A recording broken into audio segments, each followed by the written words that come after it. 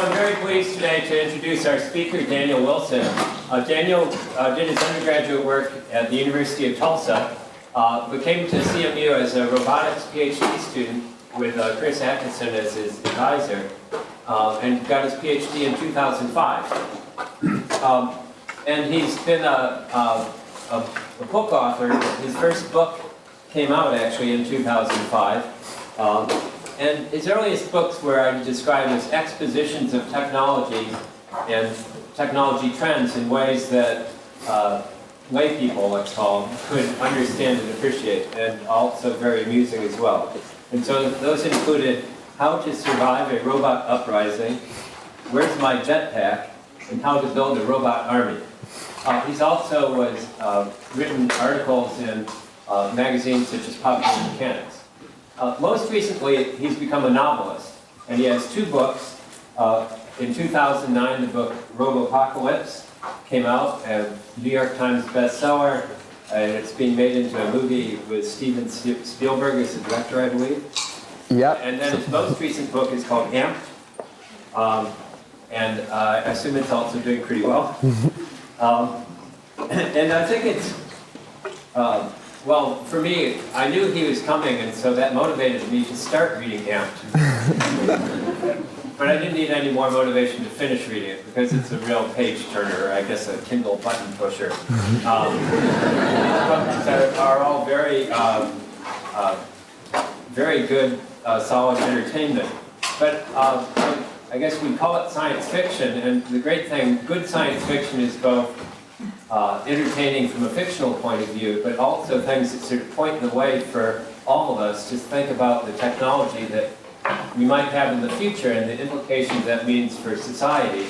And so I think it's very appropriate for the Pugwash Association to be associated with this, because he brings up a lot of very difficult ethical questions that we are going to face as a society. So without further ado, I'll introduce Daniel Wilson.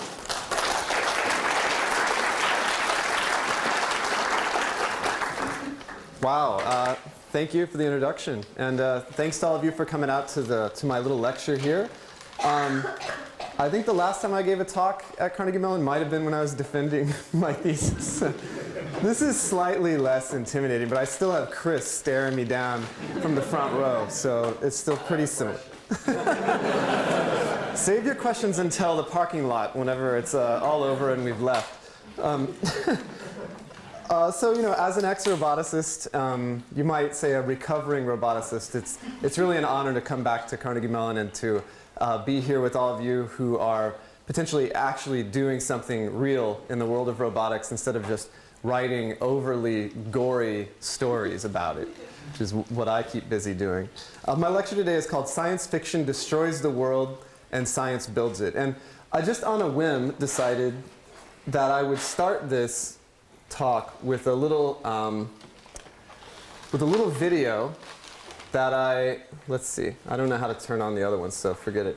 A little video that was recently made by a Taiwanese group that make really bizarre and absurd videos out of anything they can find. And I think this is a great example of sort of science fiction run amok. This is a summary of my novel Robopocalypse, somehow. Let me see if there's sound.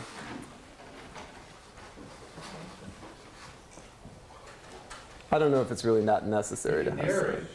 Yeah, I think I need to. So, okay. These, I think, are human. If you've read Robopocalypse, this might make sense. These, I think, are safety and pacification units. I don't know what that is. I think that is Nicholas Wasserman, who creates Arcos, named after Larry Wasserman, who I love. I think that's the evil robot, who looks exactly like Tony Stark. I'm sorry, Larry. That is obviously Eve, stolen from Wall-E. Now she's evil, she's got red eyes. There's a baby in the back. I don't know why the baby's there. This part's, so this is a nanny. I'm not sure she has a place in the novel. She did something bad. The overweight people have been detonated. I think they were at a spa, I don't know. And these robots that are supposed to be helping people. This is exactly from the book. That's the downfall of autonomous vehicles. This also, I'm not sure really where this appears in the book.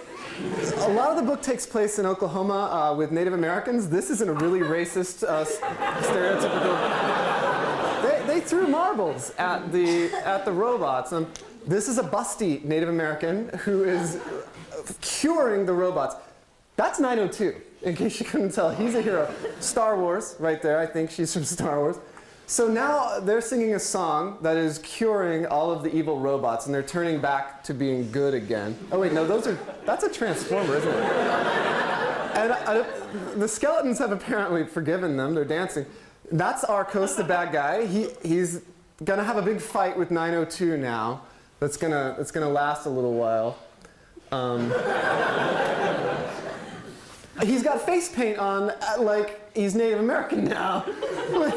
And a little feather, which it's just really hard for me to understand. And then, yeah, I guess it ended. Ta-da! So yeah.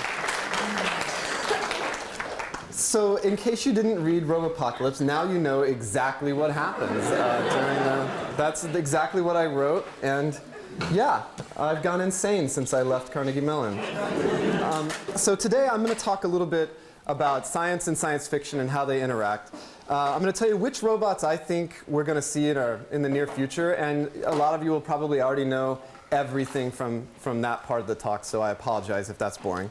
Or if you disagree and you're smarter than me. And I'm also going to spill whether or not I think the inevitable robot uprising is really coming. And if it is, how are we going to save ourselves and avoid being sliced into tiny pieces by robots that in our hubris we built with buzzsaws for hands? Which, foul hubris. So I want to start this talk. I'm finally back to Carnegie Mellon. I would love to start this talk by saying, I'm sorry. I apologize to all the scientists out there. I wrote a book called Robopocalypse, okay? I don't want to give anything away, but spoiler alert, it does not really portray robots in the most positive light at all times. I'm remedying some of that in the sequel right now, but it is what it is. And plus, the word Robopocalypse has become somewhat of a standardized term now that I've started to notice out in the wild. CNET on Twitter has what they call a Robopocalypse update that accompanies, from what I can tell, every update that has anything to do with robots. That is part of a Robopocalypse update. They're very loose with their Robopocalypse mongering. And I'm afraid that, some of that is my fault. Now, your instinct is probably to comfort me and say, hey, Daniel, it's not your fault, dude. Even though you try to pretend like it, you did not invent killer robots. And I appreciate that sentiment. And it's true that the killer robot meme goes all the way back, right? We've got Maria, Gort, HAL 9000. And those are just the robots that happen to be in the Carnegie Mellon Hall of Fame already, the Robot Hall of Fame, the killer robots. But I still feel kind of bad that I have helped create this term that can now be used to describe that sort of half-joking, ubiquitous fear in the pit of your stomach that accompanies new advances in robotics. So I'd like to formally apologize for contributing to the misbegotten notion that at any moment our robots are going to rise up and destroy us. So that our autonomous vehicles are going to roll up the windows and drive us off bridges, or that our cell phones are going to call us up and speak to us in the voices of trusted relatives and tell us to get inside of our autonomous vehicles and close our eyes and get ready to go on a tour of bridges. The idea that all the air is going to be evacuated out of our automated healthcare facilities, or that Da Vinci surgical robots are going to do that thing that's in Logan's Run with the dentist chair and the lasers and all the screaming and the blood. That describes it pretty well if you've seen that movie. At the end of the day, when our Roombas are on strike and our love dolls are refusing to put out until our houses are clean, we're going to know that we're in the midst of the Robopocalypse. Except none of that's going to happen, right? We all know that robots are really not going to come up and try to kill us, and that the probability of this scenario is very, very minuscule. Although I should mention that pretty much all of that stuff does occur in Robopocalypse at some point. So that's on me, right? I wish I could say that my misleading the public was inadvertent, but I did it on purpose. Yeah, I didn't just accidentally write a book. And I wish I could say that I didn't know any better, but I absolutely do. I mean, I spent years getting a Ph.D. in robotics. I know that they very rarely try to stage rebellions, at least in my lab. So I do know better. But it's just that I find killer robots to be really, really interesting. I mean, they're really dramatic, right? Made in the image of man, yet bent on destroying their own creators. From a storyteller's perspective, killer robots have got just themes that won't quit. I mean, you've got, let's see, your God complex themes of man daring to play God and create life. All the fear that we have of replacing ourselves is there. There's the old nuclear fear of whether we create a technology that's too powerful and we ultimately use it to destroy ourselves and the world. The fundamental question of whether we should be trusted with such great power. Right? Peter Parker's uncle, he says that with great power comes great responsibility. Do we have it? On one hand, can we be trusted as a species not to destroy ourselves? On one hand, we're all still here, so I assume that we're doing something right.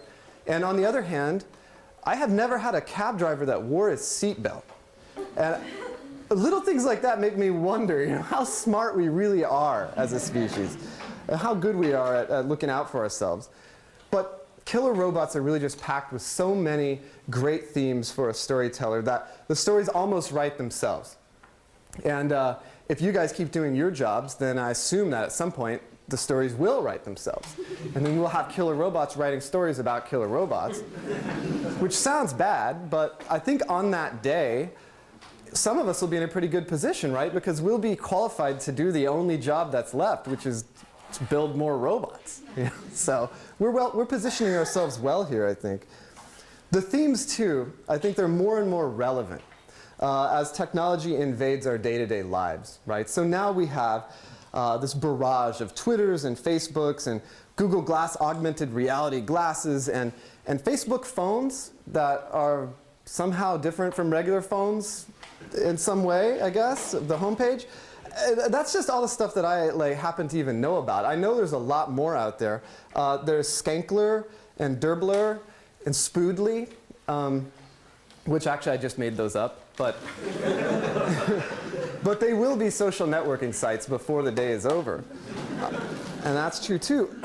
We're really living through a ridiculous sort of hysterical level of technological change. And it really starts to make sense to me that the general public out there would start to yearn for a simple story, where all of our fear of technology can be projected onto a killer robot, and then that robot can be shot in the face with a shotgun again and again and again until man, raw adaptable humankind emerges on top, and we survive without our technology against this merciless onslaught of metal foes. So killer robots, they just make for a good story. Now, there's nothing new about that. They sold in the 50s. They sold 30 years ago when the Terminator came out. And yeah, that was really close to 30 years ago. And yeah, we all look really great, those of us who were around 30 years ago when the Terminator came out. Clearly, killer robots still sell today. I'm selling books, and if they don't sell today, don't tell Spielberg that, please, because I'm trying to get something going on here, and I don't need anybody ruining it. But robots do have a problem. They're real now.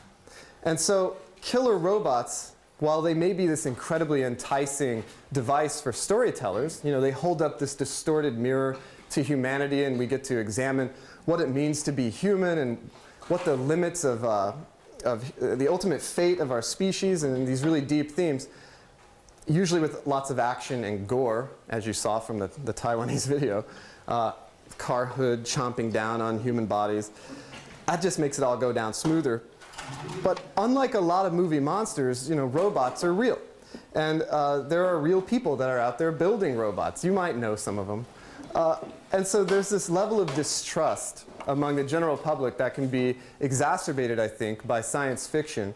And that level of distrust becomes kind of a hurdle that you have to jump before you can make any money or sell robots. And so ultimately, we end up having to drag the American public kicking and screaming into the future, which incidentally is a great job for a robot to do.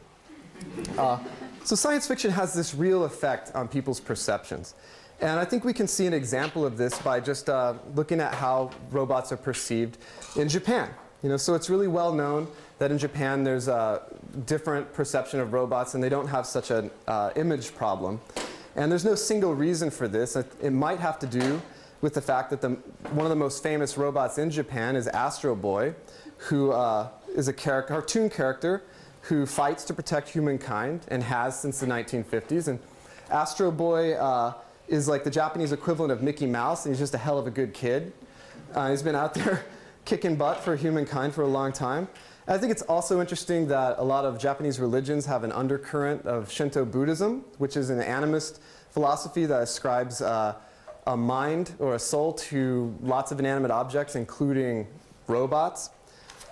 But it's a different story in the United States, right? We don't have the same religious influences, and we definitely don't have the same cartoons. And our pop culture robots, way back in the day before there were real robots, were stealing human women from square-jawed heroes in 1930s pulp serial sci-fi movies. Seriously, what are they going to do with the women, right? It's like a smooth-crotched metal robot. It's best not to think too hard. The robot villains were played by actors wearing rubber suits. And at the time, it's interesting to think that real robots didn't exist at all. So you were just as likely to see a real robot as you were to see a real wolfman or a real creature from the Black Lagoon. And I think this negative cultural baggage that robots collected, before they even existed for real, really had an effect on people then, and I think it still has an effect on people now. So, for example, in the 1950s, an American invented the first robot arm, Unimate, also in the Robot Hall of Fame. This guy, George Duvall, had a crazy idea. He thought these robot arms could build cars, right? So he went to General Motors, and he told them his idea, and they kind of reluctantly agreed to test the arm. And then years later, in the 60s, they put one into use in one factory, and they did it kind of quietly. And part of the reason, I think, this is my hypothesis, is that they were worried about public perception. Because this is something that had never existed before. And I'd like to put myself, while thinking about this, into the frame of mind of a person at that time who's never even heard of a real robot. And then they find out that General Motors has got a dang robot in a factory building cars. I mean, that must have just been absurd, right? Are they going to have Wolfman giving people test drives, or are they going to use mummies instead of crash test dummies? I mean, what are they going to do next? It's this conflict between science fiction and science, and I think that's at the beginning of it. So the Japanese didn't have the same cultural baggage, and they were much more aggressive with George's invention. And there were a lot of reasons that things went the way they did, but I do believe that public perception played some part in influencing the car industry at that time and the ultimate fate of industrial robotics, and really the fate of robotics in general right at its inception. But now, we're a long way away from the 1950s. Since then, robots and technology have actually come into the lives of regular people. They're not just in factories, and they're not just up on the big screen. So most people know that robots build our cars in dark factories, and that we've all seen clips of Asimo on YouTube falling down stairs. It's hilarious. Stupid robot, you dare to walk? Be prepared to fall down stairs if you enter our domain. We all vaguely know that drones are flying around obscure places, launching missiles at obscure people. And I think a lot of people have actually become resigned at this point to the fact that you can't beat a robot, right? You can't beat a robot at chess anymore, really, unless you're, devote your life to studying chess. You can't even beat it at Jeopardy. I hate to tell you guys, but they beat us to Mars badly. They're swarming all over the place up there. Where are we, right? if you're actually born after around 1995, you've never lived in a world where you can beat a robot at much of anything. So I wonder how that affects people's mindset. So even though robots are so great, we as individuals, we don't own robots yet in big numbers. And they're not out walking our dogs or rocking our children to sleep while mixing us up another martini. Damn it, already. I'm thirsty. But I do think we're at a penultimate moment right now. Robotics as an industry and as science has really started to mature. We've got industrial robotics has matured. A lot of basic research is out of the way. Manipulation, speech recognition, lots of work in computer vision, localization, environment mapping, bipedal locomotion. We've made a lot of serious headway in all of these areas in just the last few decades. And I think that the first salvo of machines is finally ready to come into our daily lives. So I just want to talk about two different robots that I think we'll be interacting with in the next couple decades. And then I want to compare that future with what happens in Robopocalypse, because it pays to be careful, right? So first, I want to talk about driving, right? So there are about 250 million passenger vehicles in the United States, and about 1 billion worldwide. And there's this one thing about human beings: we really, really suck at driving. I mean, we suck at a lot of things. Chess being one of them. We're not very good at spitting out our gum and getting it into the trash can. I, in particular, am really bad at determining when I should stop drinking. That's something I'm not that great at. But in terms of driving, we are really, really bad. We just shouldn't be allowed to do it.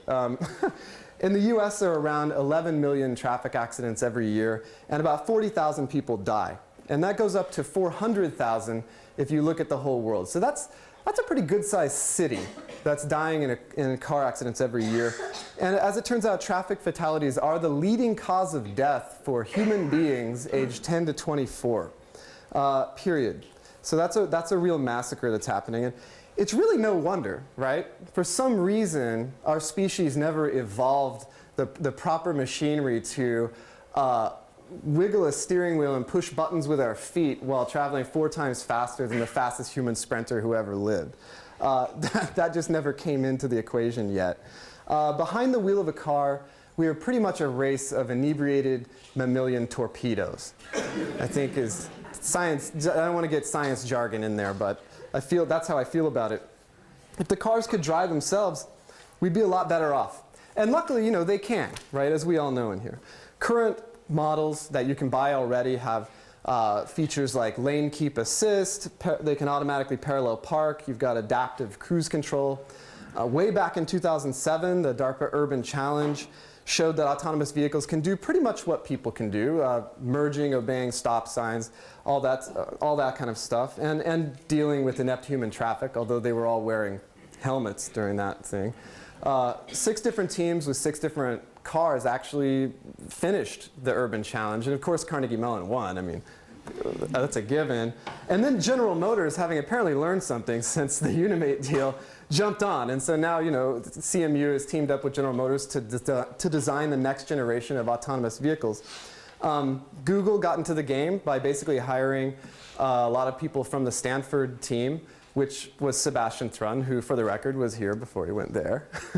He actually got me into the program here, so he's at a special place.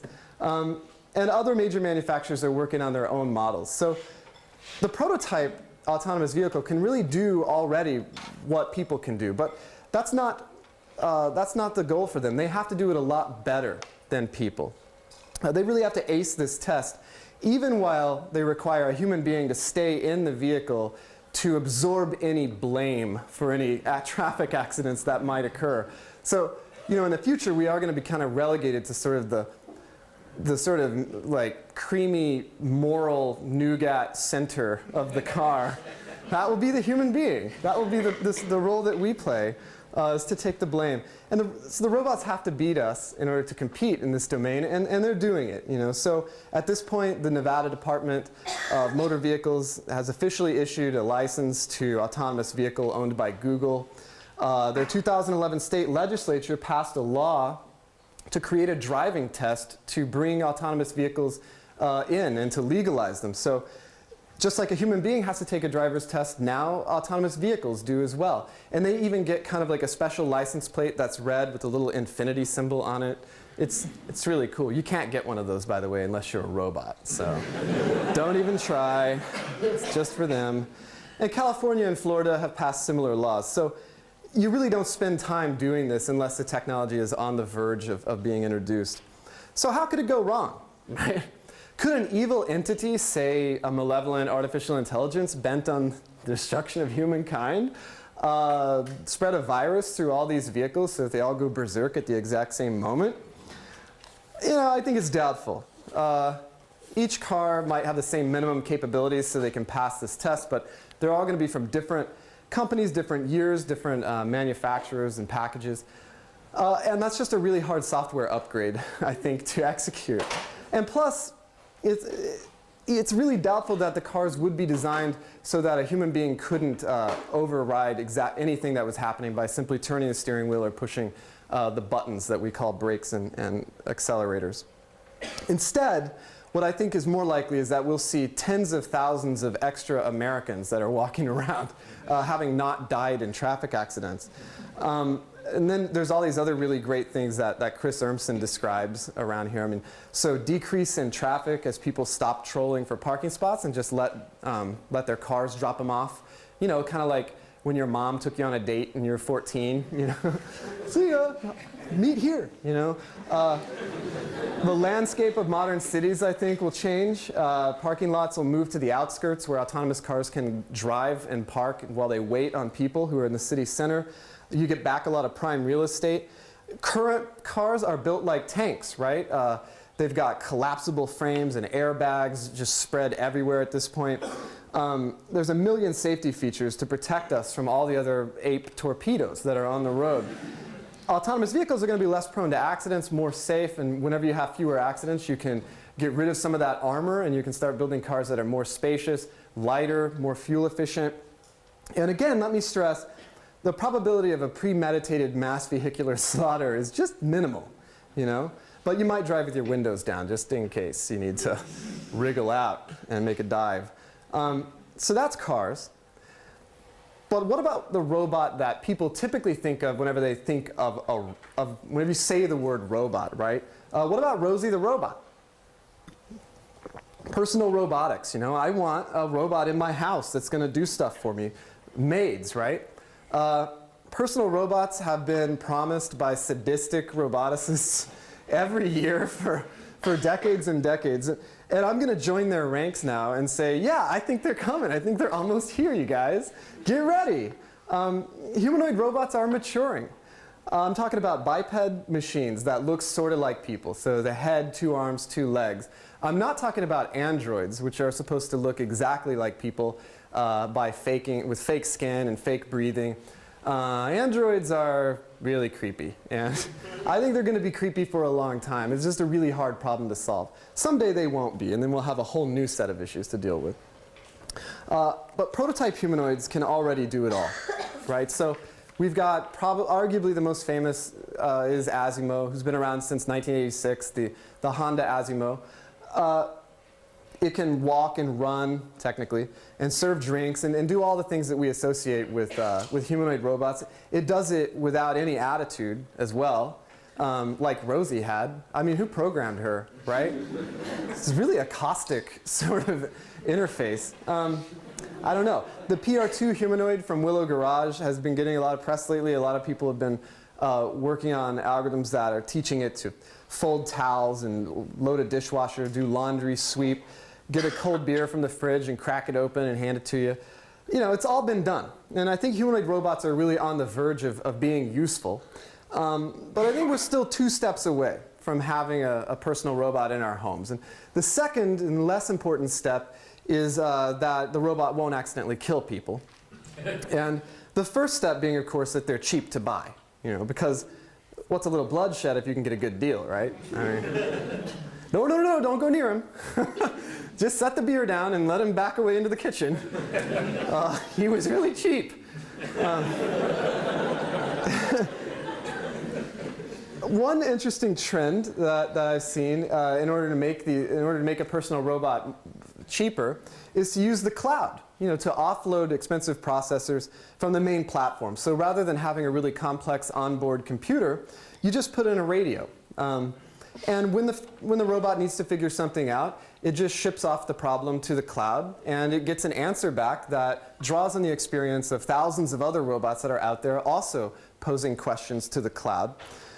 It's a really common scenario that we're all familiar with now thanks to our smartphones. I think most of us have actually outsourced all of our trivia knowledge to the cloud at this point, which is great because it's trivial. It's called trivia for a reason. I don't think that you're smart just because you know a lot of trivia, okay? And I don't have a good memory for it, but I'm not bitter about it. I have a smartphone. Now, there are drawbacks to the cloud, right? You have a privacy issue. Obviously, you're going to be shipping really personal information out to this cloud. I just tend to try to look at that in a positive light. When people come over to your house, they can just use Google Maps Home View to find their way to your bathroom without asking any questions. It streamlines burglarizing to totally redefines that whole criminal activity. Also, if the cloud goes down, then, if the connection is severed even, then your robot's huge list of abilities kind of shrinks down to just one, which is terrifying the cat, which is an ability all robots have innately, even whenever they're not functioning. So turning to safety, I think the humanoid robot has really got to be one of the hairiest possible consumer robotics applications to idiot-proof, right? It's really sad to think about this, but it doesn't matter what you put into a home environment. People are going to find a way to get killed by it or from it. I mean, they are going to swallow it. They're going to get in the bathtub with it. They're going to fall under it. They're going to slip on it. They're going to lick it. They're going to poke it. They're going to take it apart, sniff it. They're going to put their fingers inside of it. And at night, after they're drunk, they're going to do terrible things with it because human beings are curious mammals. And, it doesn't really matter. I mean, even without all the licking and prodding that we're going to do, the home environment is a really complex place. It's really hard to predict everything that's going to happen. How do you make sure the robot doesn't run out of batteries and fall on top of the family dog? Or walk through a plate glass window?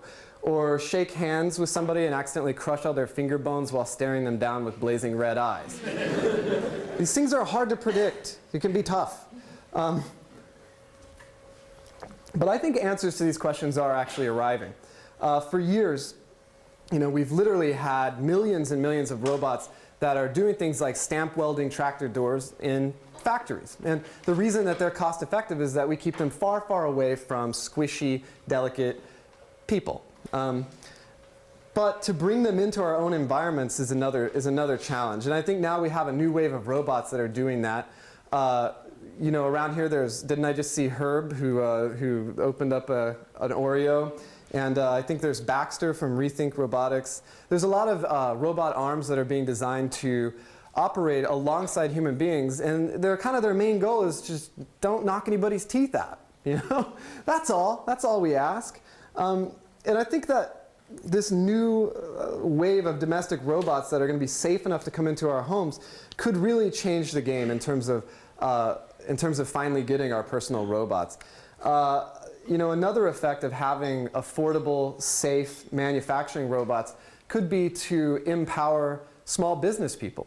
This is something that I think of. Instead of having to operate lots and lots of industrial robots in vast warehouses, or even worse, to offload the work to places where you can get super low-wage workers on a mass scale, we might be seeing a future where individual sort of Etsy-level innovators can take advantage of one or two robot arms in order to build real products and even mass produce them on a smaller scale. And what's cool to me about that is, A, it divorces people from the urban environment, so you could have people in rural areas that now have access to this, and B, they're creating real products, like real tangible, actual things that you can sell to people and they can hold in their hand, instead of what we've had in the past and most recently, a lot of intangible apps and computer programs. So that's what I'm expecting, but we gotta ask, will hordes of domestic robots flood the streets and go on a murderous rampage? There is a long and glorious tradition behind the Robot Uprising. It stretches all the way back to RUR, Rossum's Universal Robots, the play in 1921 where the word robot was coined. And it has also happened in basically every single piece of science fiction after that ever. But I still think that the answer is no. And I think that's because the best way, and incidentally the cheapest way, to build a safe robot is to just make it too crappy to hurt anybody. If you don't want a robot that's going to crush your fingers, don't make it strong enough to grip a person's hand and harm them. Don't make it big or heavy enough to do much damage if it falls. Don't build it fast enough to run through a plate glass window. And a little piece of advice from me, don't give it red eyes, because that just precludes the whole possibility of it turning evil. Right? You saw the video. And especially no buzzsaws for hands. Fight foul hubris. At the end of the day, I'm not even sure actually that physical safety is really the toughest problem for roboticists to solve. It may be much more difficult to actually build an ethical personal robot that's going to interact with people. This has never really been a serious problem for consumer products before. I mean, if you get drunk and cut your thumb off with a power saw, like, good luck suing, right? It's a saw, cuts things in half. Put something on a saw, that thing would be cut in half. If it's your thumb, good luck. You've got another one, ideally. Now, if a humanoid robot, though, accidentally has a perceptual error and mixes up a martini full of rat poison, then I feel like lawyers are going to get involved in that scenario. So in my mind, there are really sort of two sides to this ethical robot equation. You have explicit and implicit behaviors. So explicitly, how are we going to make a robot that actually makes moral decisions? How does a robot choose, for instance, which life to save if it can only save one person from a burning building? Does it save the child, who technically has more years of life ahead of it, kind of a utilitarian view? Or does it save the older gentleman who has excellent credit and a record of purchasing this brand of robot?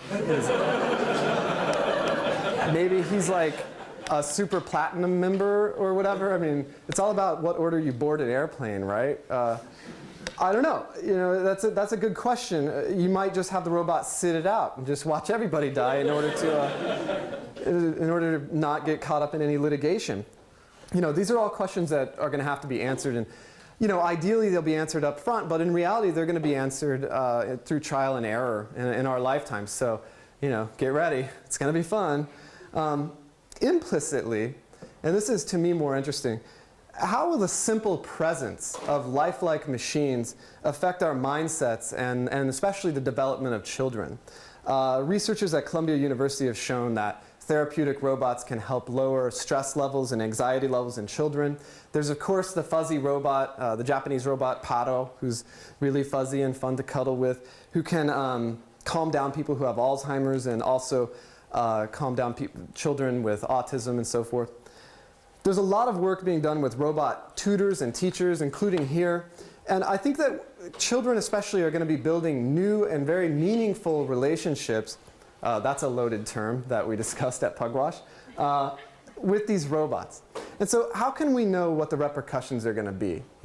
At my house, I have a 3-year-old daughter, and she runs right past me to hug her mom, right? It's like no contest. I show up, zoom right past me, and I aggressively self-promote in the house. I have songs that I sing. Dad is great. He's really handsome. We love Dad. I have better songs than that. That's one of my early songs. Don't judge me by that one. They're really persuasive, and yet, I actually wonder how long will it be before my wife and I watch our daughter run right past us to get to a robot, Based on how much she covets any tiny interaction with the iPad, I don't really feel like my chances are that great, right? At competing with a robot. I think kids are going to spend a lot of time interacting with lifelike machines. And it's important that they have ethical interactions, potentially with the machines even demanding moral treatment. So researchers at the University of Washington have shown that if a robot vocally demands to be treated with respect, then kids have no problem being polite to the robot and nice to it and thinking about its feelings. If the robot doesn't demand that moral treatment, then kids are really more likely to see no problems with abusing the robot verbally, which is really makes it a really funny study to read. I just want to be that researcher who gets to just say, "You're such a stupid robot, God," you know, like I don't know why. So, you know, maybe it's not a big deal to abuse a robot, right? You know, I smacked my toaster the other day, and I did not feel bad about it. I felt pretty good about it. It made me feel like a tough guy. But what if my toaster looked exactly like an adorable puppy, right? It would be weird to eat toast out of it, first of all. That's a given. But it would also automatically change and introduce an ethical dimension to my interactions with toast from then on. And you know, once your toast is actually involved with sort of an ethical interaction, it's time to just go live in the woods, I think. But these are the problems that we have to confront.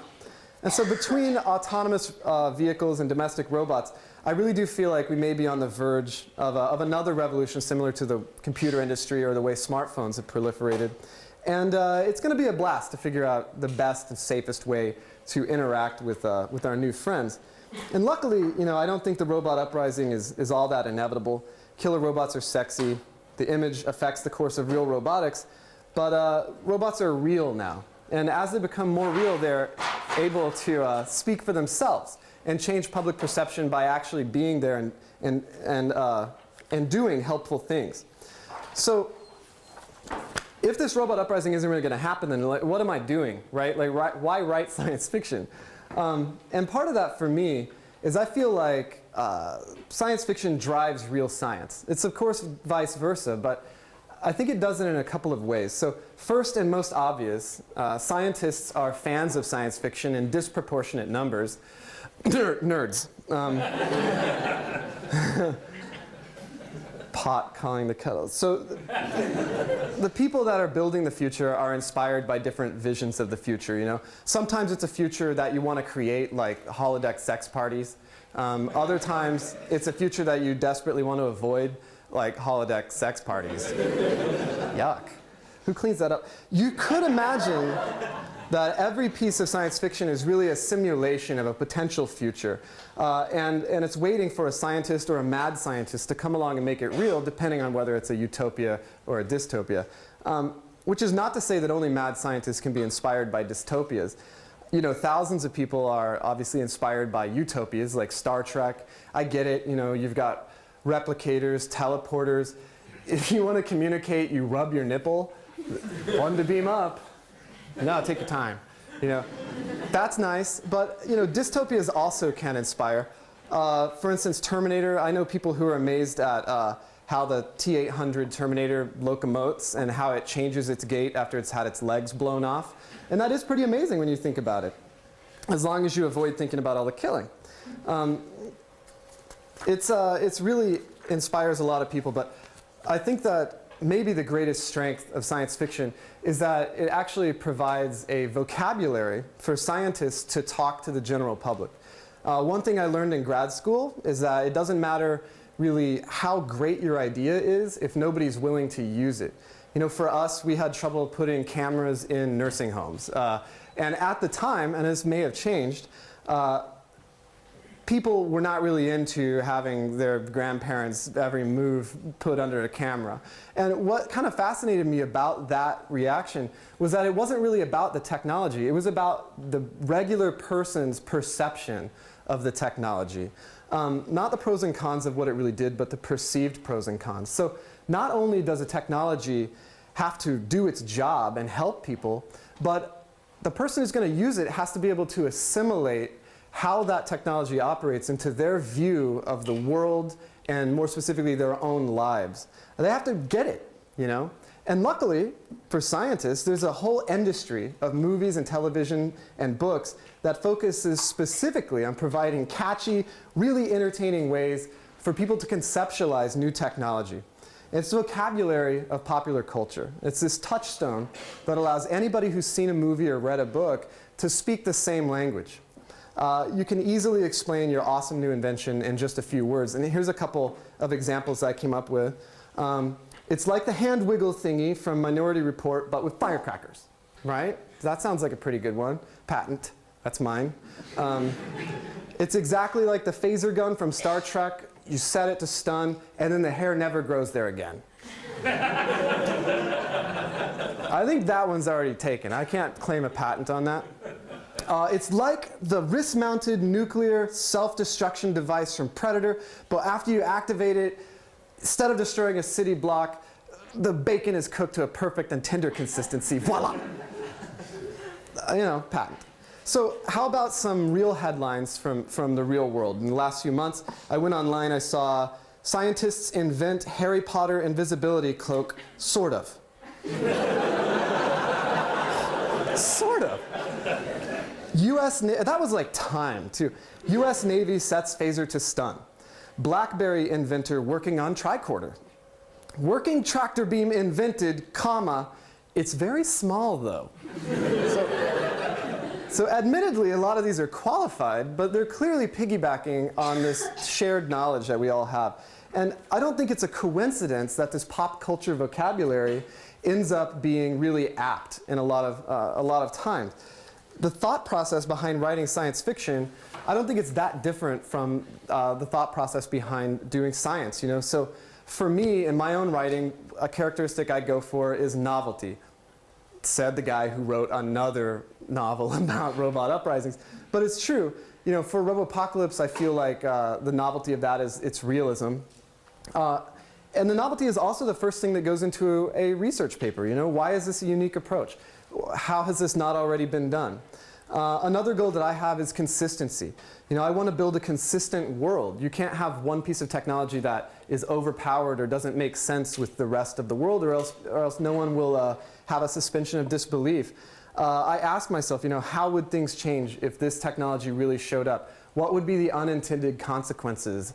How would regular people really use it? And in a technical paper, that's discussion and implications. It's something you absolutely have to think about. And finally, one more goal that I have is just simplicity.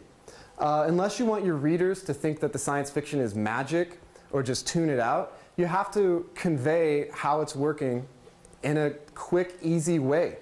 You have to be able to describe it simply. In Amped, I wanted a world where people with disabilities use technology to get super abilities. Well, that's going to happen in a lot of ways, but I didn't describe all those ways. I narrowed my focus until it made sense and I was able to solve the problem. And if constraining the problem doesn't describe what science is, then I don't know what does. I know that's what I spent my time doing.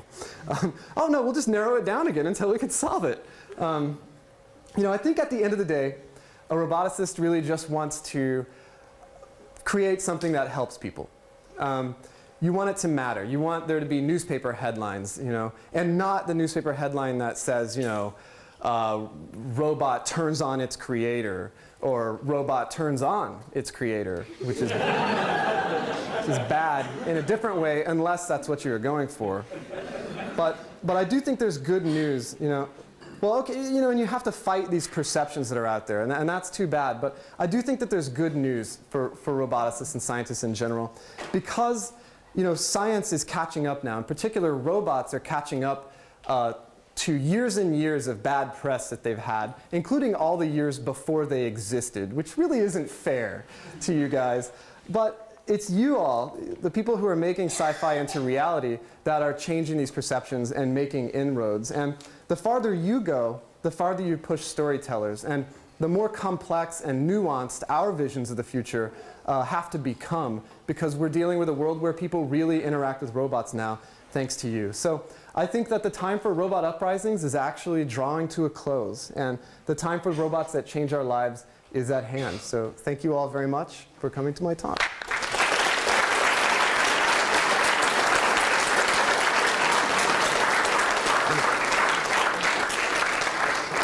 And Any questions? Sure. Yeah, I guess I have time for some questions. Yes, Chris. You talked about Asia, you talked about American cultural attitudes towards technology. to me, the most interesting is Europe's attitude towards technology, which, as far as I can tell, is strongly negative. And yet they employ it like crazy, right? Yes, they're very good at it. I was wondering, based on the sales of your books in various places, whether you could give any special insight into that. Yeah, well, so Robopocalypse was translated into a lot of different languages, but the major markets are Western Europe and Japan and the United States. And Germany is kind of its own thing. It's so big that it's on par with the rest of Western Europe. I have noticed that my latest book, Amped, in the United States it had a cover that was a symbol, like an on symbol, except the line in the middle was a fist. So it's like revolution and technology. And then in Europe, in the UK, they took that image and they made a new cover of a frightened eye with barcodes on the white part of the eye, and like it was just horrifying and terrifying. And they were much more using fear to sell the book in order to get people to buy it by convincing them that it would scare the crap out of them.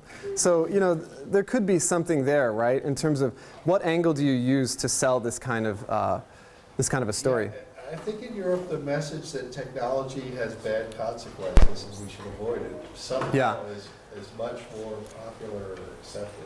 Well, I just, this morning I did like a 10-minute Skype interview with BBC because I guess someone's going before Parliament to argue that they should ban autonomous robotic weapons platforms from the military in the UK, which good luck. I mean, that's going to be hard to do. But they're talking about it. I mean, they really are focused on that. In Robopocalypse, everybody in London dies really fast because of the closed-circuit television system. Sorry, guys. Yeah, but so there's definitely some paranoia there, right? Yes, sir. What's the status of the film, and to what extent are you involved with it, or are people, paying attention to your input? Well, not much. I kind of made my contribution when I finished writing the book, basically. Early on in the development, it was really interesting. The production designer who's behind determining what all the robots look like is an incredible person. His name's Guy Dias. He did Inception before this, and now he's been working on Robopocalypse for 4 years, longer than it took me to write the book. But he used to be a consumer products guy. So he built toasters and things that people were going to use in their homes. And so he took that sort of mindset into designing all the robots, and he made them very realistic. And they would have arguments, about like, well, would the robot-made enemies have any markings on the exterior of the robots? Like, human military vehicles have exterior markings so that we can tell what unit they belong to or whatever. And so, I mean, they're really asking questions like this. How would it evolve over time? What would an early model stumper look like versus a late model? And then what about that moment when humans stop designing them and they start designing themselves? How do they go off into alien sort of dimensions and stuff that humans wouldn't think of? And that makes me really excited. And I was involved early on in the process there. Right now, the status of the movie is it was delayed earlier this year. So they were supposed to go into production in February. And everybody was ready to do it, including the actors were cast and everything. But Steven Spielberg had an epiphany. And it involves the script being rewritten while he takes a 4-month vacation on his $200 million yacht. Which sounds great to me. So when he gets back, I'm very much looking forward to seeing what happens with the movie. But as always, I'm not hanging my hat on the movie because it's Hollywood and they like to break your heart. So, anybody else? Yes, sir. I might need some help framing this question. You've talked a lot about this thing you refer to as ethics. Uh-oh. So I'm hoping you'll have some perspective to share. When you think about the inference and reasoning problems involved in figuring out whether something that you're going to do in a particular environment with people is ethical, it makes NP complete pale by comparison. It's much worse than AI complete. And yet, like you say, the robots are coming into our homes. And unless they're superhuman, like we will insist as cars being, what are your thoughts on the sorts of performance or that will be adequate for that sort of thing, or the limitations? Sure. Well, yeah. To a question and answer. I think that it has to scale. There has to be something in between a power saw, which we expect nothing from it. If it cuts you up, then that's what happens. You don't blame the power saw. And some kind of superhuman moral agent that makes better than human decisions in all circumstances. And you know, if it doesn't seem that great, well, guess what? Here's the math. It makes perfect sense. And in my mind, I think that, you know, these products are coming, right? So far, we've had kind of limited exposure to this. Like, is it okay to put your cell phone on the dinner table or not, right? We're kind of like figuring this stuff out. Now, like, this isn't, I don't think, gonna, well, it might. Sherry Turkle might disagree. This may already be scarring future generations of children, just the technology we have now. But I don't feel like it's as high stakes as it will be when we have lifelike robots that are interacting with us as though they were other entities. For me, I think the way to do it, the way to make it work and make it practical is to, you know, this is exactly what people do in HCI, you know, is to manage expectations. So build a robot that is exactly as moral as it looks. If it has the morality of a power saw, then it needs to look like a power saw. You know, you need to understand that this thing will kill you, right, if you get near it. If it can, you know, we were joking about this in Pugwash, like, if your autonomous vehicle can't really drive that well, should it, when you get inside, go, duh, hey, let's go for a ride? Just, you know, design that way to convey to you, like, oh, right, I have a really stupid, cheap car, and it will run people over. So, you know, that's a joke, but I think that that has a real place in product design. You know, you need to make sure that people don't overestimate, in particular, the capabilities of the technology they're interacting with. So instead of a humanoid form, we're probably better off with a cat. People are not going to expect much of morality with cats. Yeah, exactly. I mean, we were talking about that in terms of if you provide a robot for a person to talk to because they're depressed. And people talk to their cats all the time and it helps them feel better, but they have an expectation that the cat's not gonna like come back to them and be like, oh yeah, no, of course I remember your sister, you know? Like, which a robot might not be able to do. And in that case, it's better that it looks like a harp seal, you know, like Pato, than like a humanoid that's basically lying to you by giving you this promise that it's gonna remember your sister. Yes? I'm wondering, so the autonomous car is really interesting because it's a robot, but it's also the environment that you live in. Oh, yeah. So I'm wondering what your thoughts are from the perspective of humanoid robotics. Right now, the robots in our built environment might be the dishwasher or the washing machine. So in what ways are they autonomous from our environment, like moving inside our houses, and in what way are they the wall or the floor or the countertop? Well, yeah, my research was ubiquitous computing, or, you know, spreading sensors throughout an environment and then building models of people's activities and locations inside, and which was really like depressing to my little cousins who'd be like, you build robots? Cool, like what robot? And I'm like, it's a robot that you live inside. And they're like, no, it's like a bunch of motion detectors and then a computer running an algorithm. That's really boring as hell.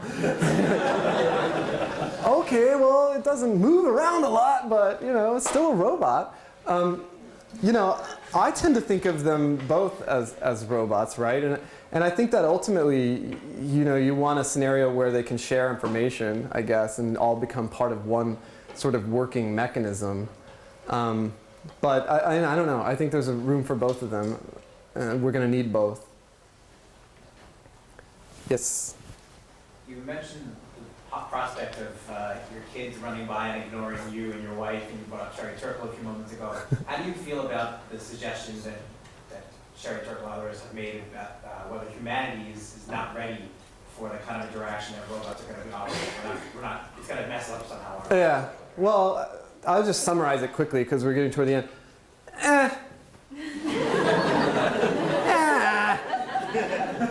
We'll be okay. Come on.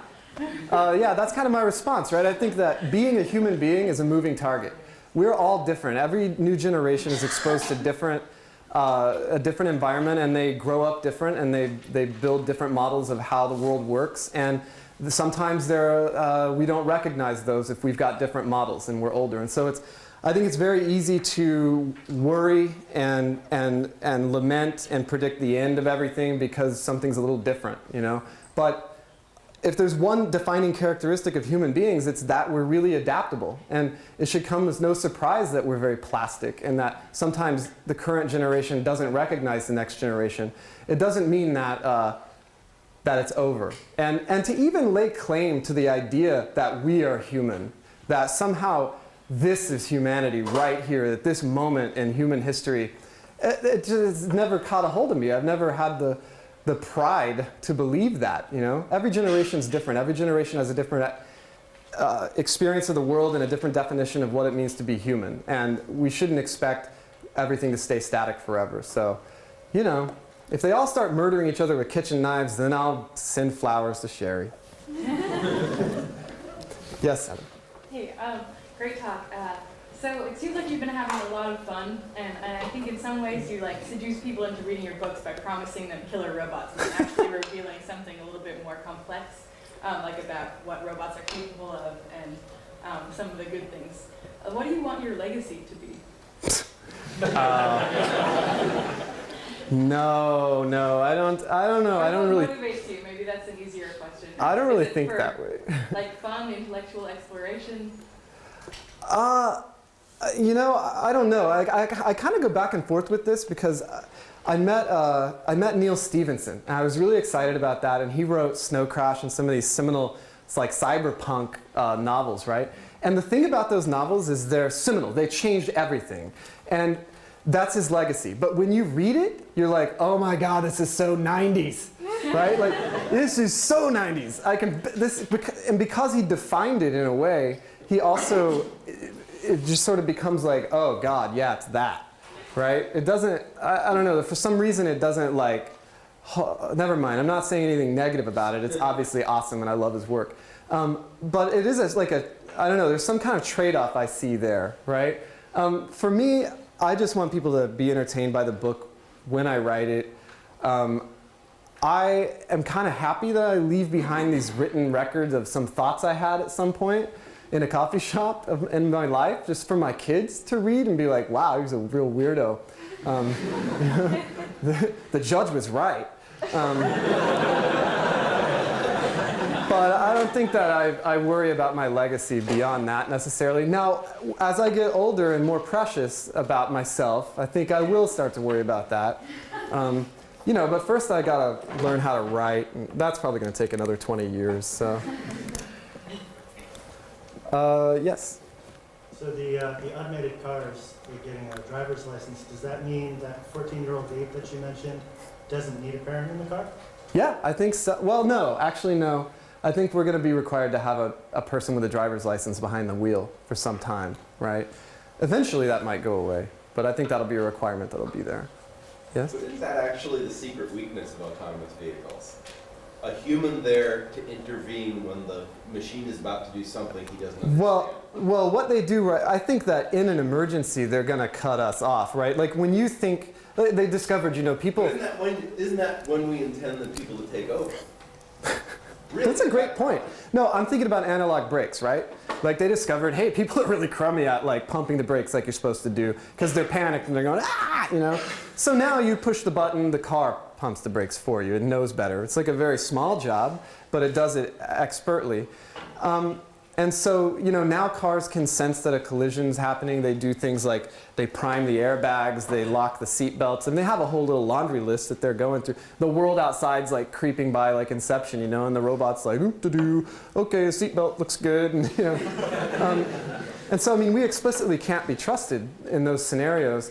I think our role is really just to take blame, whether or not we're responsible for it, right? Well, I think it's important to have perspective. When cars were originally invented, they were legally required to have flagmen in addition to drivers that would, when you came to intersections, the flagmen would have to walk over to the intersection and wave the flag so you could go through it. Maybe there's precedent. If what used to happen if your horse bit somebody? Because your horse is an autonomous vehicle, right? I mean... My knowledge of horse law. Well, like you can't ride a horse off a cliff because the horse has something to say about that, right? And your car is soon going to be the same way. It's not going to allow you to go through the farmer's market, you know, like take the shortcut. So, yes, sir, in the hat. Yes, in your talk, you talk a lot about benefits and potential drawbacks of technology. I was wondering if you could talk a little bit more about the science fiction genre itself. Something you said earlier in your talk, the projection of human fears onto robots as having a potential to divorce them from their human origin. So are there any tensions when you're writing a novel that you encounter that you try to get over as you're writing? Well, I'm not sure if I get the question, but I have an answer anyway. It'll never stop me. You know, what I like about science fiction is that I feel like it amplifies our decisions. You know, it makes them matter more, right? So if you, it's about stakes, right? And so the moral stakes are higher. You know, a good man is better or a bad man can be worse if they've got this access to this technology and they can do huge things, or, you know, hugely great things or hugely terrible things. I love watching those stakes spin out in science fiction as people try to figure out how to make them bigger and bigger.